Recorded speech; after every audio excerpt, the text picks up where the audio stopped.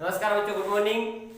आज हम पढ़ेंगे अध्याय 2 कक्षा 11वीं जैविक वर्गीकरण। जैविक वर्गीकरण में सबसे पहले देखिए हम वर्गीकरण का इतिहास कि वर्गीकरण जो जीवों या जंतुओं का किया गया तो किस आधार पर किया गया, इसका इतिहास क्या था, किन किन वैज्ञानिकों का इसमें योगदान है वो हम देखें। सबसे पहले यदि हम वर्गीकरण की बात करें तो सबसे पहला वर्गीकरण हमें मिलता है, सबसे पहला वर्णन चंद्रयोग्य उपनिषद में हमें मिलता है। इस उपनिषद में जीवों को 3 वर्गों में बांटा गया है, जीवज, अंडज और उभयज। ठीक है। उसके अलावा हम बात करें अगले ग्रंथ की तो जो सुश्रुत संहिता थी, ठीक है, 600 BC में वस्तुओं को 2 समूह में बांटा गया है, जंगम और स्थावर। जंगम यानी चलने वाले यानी जंतु, स्थावर यानी जो स्थायी होते हैं, जो एक जगह स्थायी रहते हैं जैसे पौधे।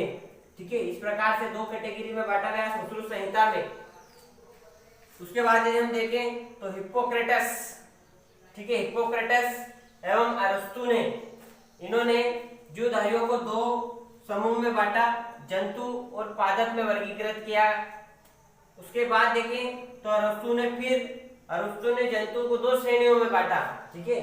2 श्रेणी में इनाइमा और इनाइमा जो होते हैं जीव, उनके अंदर क्या पाया जाता है, लाल रक्त कण वाले इनाइमा जिनके अंदर रक्त लाल होता है, और एनाइमा यानी जिनके अंदर लाल रक्त नहीं पाया जाता है, वे जंतु इसके अंतर्गत रखे गए। उसके बाद देखिए हम तो अगले वैज्ञानिक आते हैं थियोफ्रास्टस जो है ने अपनी पुस्तक हिस्टोरिया प्लांटेरम में पौधों को 4 समूहों में बांटा, वृक्ष, झाड़ी, छोटी झाड़ी और शाक। ठीक है। थियोफ्रास्टस को वनस्पति विज्ञान के जनक भी कहा जाता है, थियोफ्रास्टस को। ठीक है। उसके अलावा आधुनिक वर्गीकरण का जो जनक कहे जाते हैं वो कौन है scientist, Swedish scientist Carolus Linnaeus. इनको आधुनिक वर्गीकरण का जनक कहा जाता है। ठीक है। 1707 से 1778 के मध्य कैरोलस लिनियस जो थे, इनको आधुनिक वर्गीकरण का जनक कहा जाता है। द्विनाम पद्धति जो नामकरण की होती है वो कैरोलस लिनियस ने ही दी थी। इन्होंने अपनी बुक जिसका नाम है स्पीसीज प्लांटेरम, इसमें 5900 पौधों का इन्होंने वर्गीकरण किया। और एक बुक जो थी इनकी सिस्टेमा नेचुरी, इस बुक में उन्होंने 4200 जंतुओं का वर्गीकरण किया है कैरोलस लिनियस में। तो सबसे ज्यादा श्रेय जो वर्गीकरण का जाता है वो कैरोलस लिनियस को जाता है। ठीक है। इनका महत्वपूर्ण योगदान है वर्गीकरण में। किंतु 1969 में 1969 में 1969 आर एच विटेकर ने 5 जगत वर्गीकरण की पद्धति को दिया। जीवधारियों का आधुनिक वर्गीकरण है 5 जगत वर्गीकरण, जो कि आर एच विटेकर ने दिया था 1969 में 1969 में। आर एच विटेकर ने जो कि प्रतिपादित किया था 5 जगत वर्गीकरण। इन्होंने 2 जगत वर्गीकरणों को ध्यान में रखते हुए 5 जगत वर्गीकरण दिया। ठीक है। इन्होंने क्या देखा कि 2 जगत वर्गीकरण जो किया था उसको ध्यान में रखते हुए इन्होंने 5 जगत वर्गीकरण किया, और इन्होंने जीवों को 5 जगत में वर्गीकरण किया। जगत हम देखते हैं कौन कौन से जगत है 5 जगत वर्गीकरण में। पहला जगत हम देखते हैं होता है वो मोनेरा।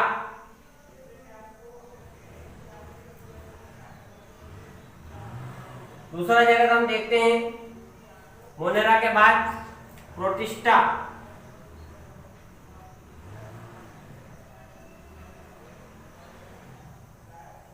तीसरा जगत हम देखते हैं, तीसरा जगत होता है प्लांटी।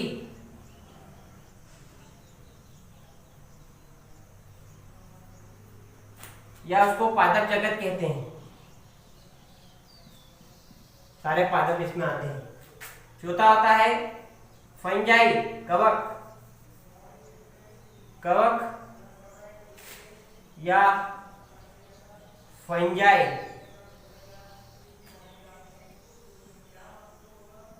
ठीक है। पांचवा होता है एनिमेलिया,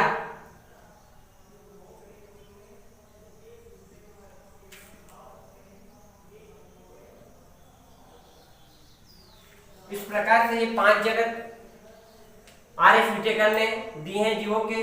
पहला होता मोनेरा, दूसरा प्रोटिस्टा, तीसरा होता प्लांटी जिसमें सारे पादप आते हैं, और चौथा होता है कवक या फंजाई, और पांचवा होता है एनिमेलिया। ठीक है। अब हम देखेंगे कि जो 5 जगत वर्गीकरण विटेकर ने दिए ये किस आधार पर, किस बेसिस पे दिए, यानी इनको वर्गीकरण करने का क्या आधार था, क्या उन्होंने ऐसी चीजें अपने इस वर्गीकरण में ली थी जिसके द्वारा उन्होंने जीवों को ये 5 जगत में वर्गीकरण किया।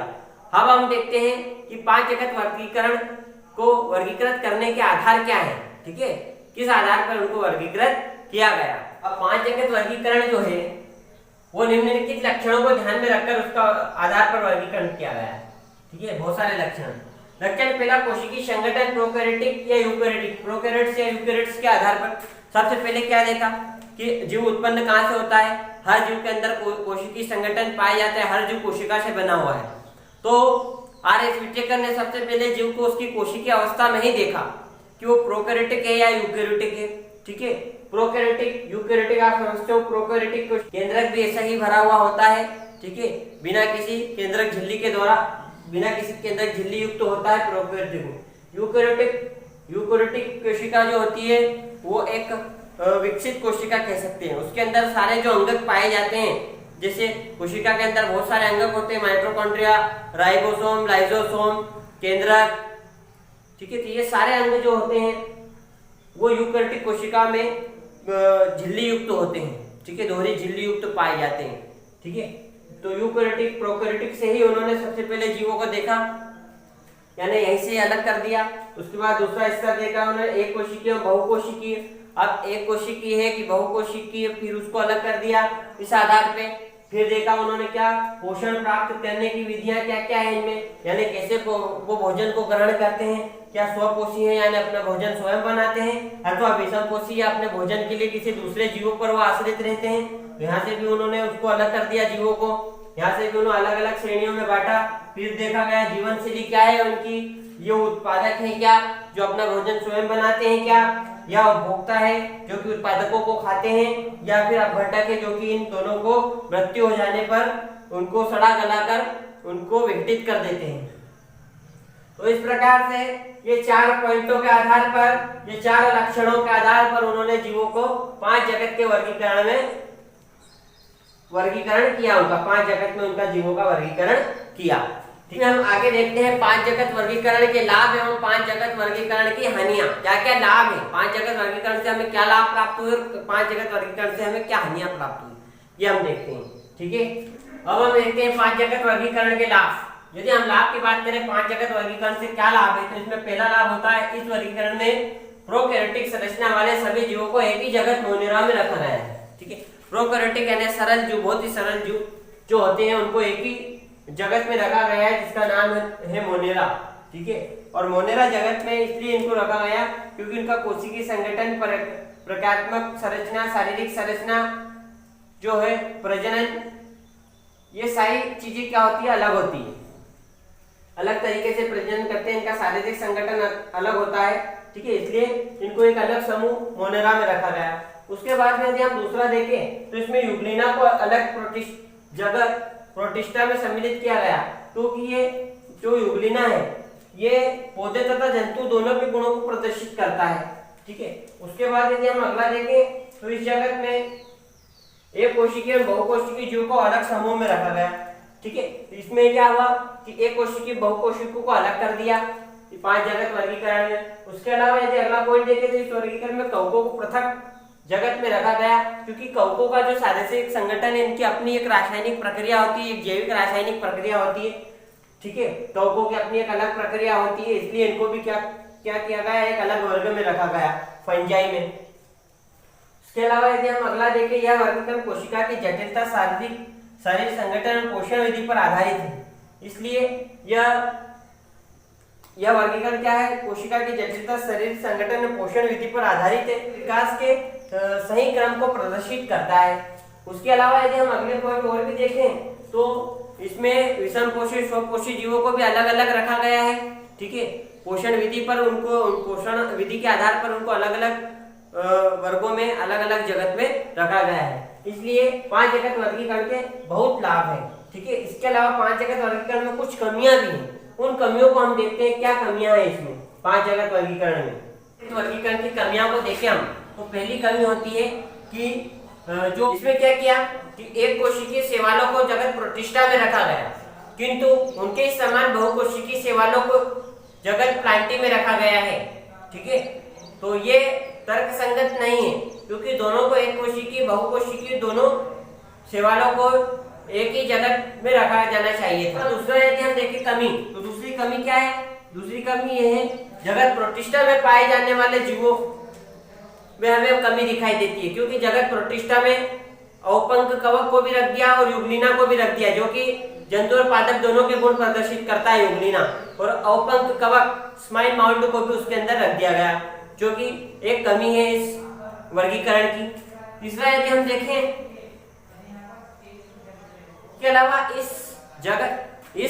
इस वर्गीकरण में जो 2 जगत होते हैं, प्रोटिस्टा और मोनेरा, इसमें बहुत सारे जीवों को रख दिया गया, जो कि अलग अलग विभिन्नता को प्रदर्शित करते हैं। ठीक है, तो ये 2 जगत प्रोटिस्टा और मोनेरा में बहुत सारे वैसे जीव है जो कि विविधता आपस में प्रदर्शित करते हैं, फिर भी उनको उसमें रख दिया गया है।